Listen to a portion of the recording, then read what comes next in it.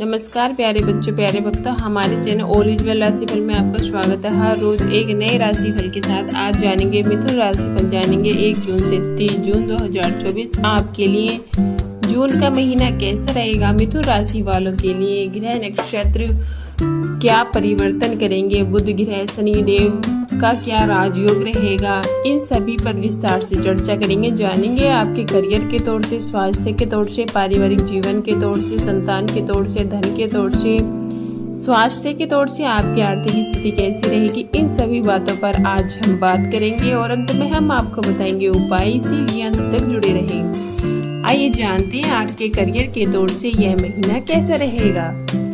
Career के दृष्टिकोण से यह महीना अच्छा रहने वाला है। दशम भाव में राहु महाराज पूरे महीने बने रहने के कारण आपको अपने काम को आसानी से करने में महारत हासिल होगी। जो काम औरों के लिए मुश्किल होगा आप उसे बहुत ही जल्द और अच्छी तरीके से कर पाएंगे, लेकिन जल्दबाजी में आकर कुछ कठिन काम आपके हाथ से खराब हो सकते हैं। इसीलिए जल्दबाजी में आने से बचें और अपने काम पर पूरा फोकस बनाए रखें, तभी आप अपनी नौकरी में अच्छी स्थिति प्राप्त कर पाएंगे। दशम भाव के स्वामी देव गुरु बृहस्पति द्विदशा भाव में विराजमान रहेंगे, जिससे कार्य क्षेत्र में काम का दबाव रहेगा और आप व्यस्त रहेंगे और काम के सिलसिले में एक शहर से दूसरे शहर या विदेश जाने का मौका भी आपको मिल सकता है। व्यापार करने वाले जातकों के लिए यह समय व्यवसाय में विस्तार करने से पूर्व कुछ नई योजनाओं को बनाने के लिए रहेगा। विदेशी माध्यमों से आपके व्यापार को बहुत लाभ मिलने के योग भी बनते नजर आ रहे हैं, इसलिए इस दिशा में प्रयास अवश्य करें। महीने के उत्तरार्ध में सूर्य, बुध और शुक्र तीनों ही ग्रह प्रथम भाव में आकर आपके शतम भाव को देखेंगे, जिससे व्यापार में अच्छा विस्तार करने का मौका आपको मिलेगा और आर्थिक आपको लाभ मिलेगा। आइए जानते हैं आपकी आर्थिक स्थिति कैसी रहेगी। यदि आपकी आर्थिक स्थिति को देखा जाए तो यह महीना कुछ कमजोर रहने की संभावना है। मंगल महाराज तो पूरे महीने आपके एक दशा भाव में रहेंगे, जो आपकी सभी परेशानियों को हल करने में मुख्य भूमिका निभाएंगे। आपकी आमदनी को बनाए रखेंगे, आपकी दैनिक आमदनी भी ठीक होगी। इस प्रकार देखें तो आर्थिक रूप से आपको आमदनी प्राप्त होने के 2 प्रबल योग बनेंगे, लेकिन एक साथ 4 ग्रह आपके द्विदशा भाव में विराजमान रहेंगे। बुध, शुक्र, बृहस्पति, सूर्य महीने की शुरुआत से ही द्विदशा भाव में रहेंगे, आपके खर्चों को लगातार बढ़ाते रहेंगे। इस प्रकार खर्च बढ़ने से आपकी आमदनी भले ही कितनी ज्यादा क्यों न हो, आपके ऊपर आर्थिक बोझ हमेशा बना रहेगा।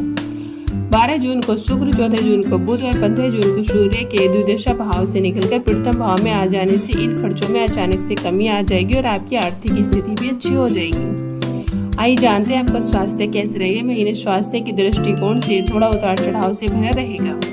राशि स्वामी बुध, शुक्र, सूर्य और बृहस्पति के साथ आपके द्विदशा भाव में विराजमान है। एक दशा भाव में बैठे हुए मंगल महाराज पर 9 भाव में बैठे शनिदेव की भी दृष्टि होगी, जिससे आपको कुछ स्वास्थ्य समस्याएं परेशान कर सकती है। यदि आपने समय रहते इन पर ध्यान नहीं दिया तो यह मुसीबत बड़ी हो सकती है। द्विदशा भाव में बैठे चारों ग्रह, इसके अतिरिक्त एक दशा भाव से मंगल और 9 भाव से शनिदेव, ये सभी ग्रह आपके छठे भाव पर पूर्ण दृष्टि डालेंगे, जिससे आपके रोग प्रतिरोधक क्षमता में कमी आ सकती है और आप बीमारियों की चपेट में आ सकते हैं। इसलिए आपको समय रहते अपने स्वास्थ्य का विशेष ध्यान रखना होगा। आइए जानते हैं प्रेम और वैवाहिक तौर से आपके लिए महीना कैसा रहेगा।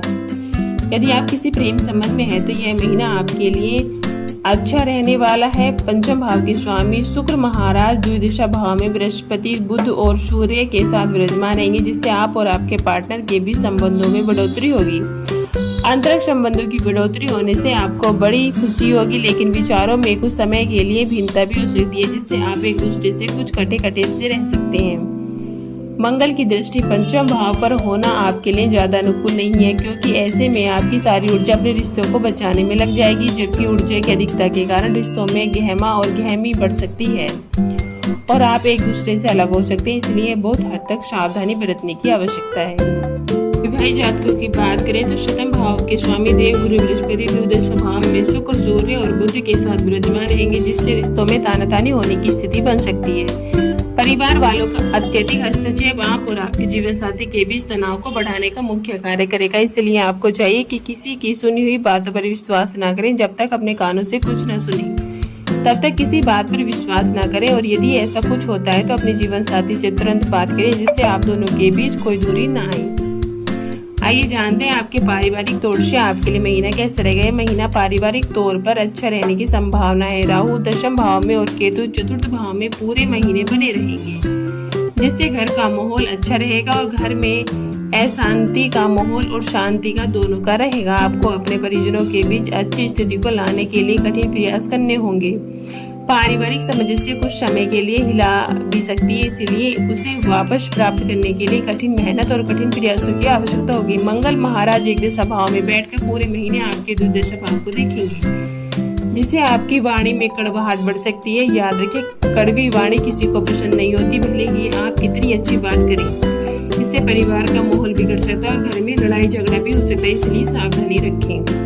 आइए जानते हैं उपाय। आपको प्रतिदिन श्री विष्णु सहस्त्र नाम श्लोक का पाठ करना चाहिए। बुधवार के दिन गौ माता को हरा चारा और हरी सब्जियां खिलानी चाहिए।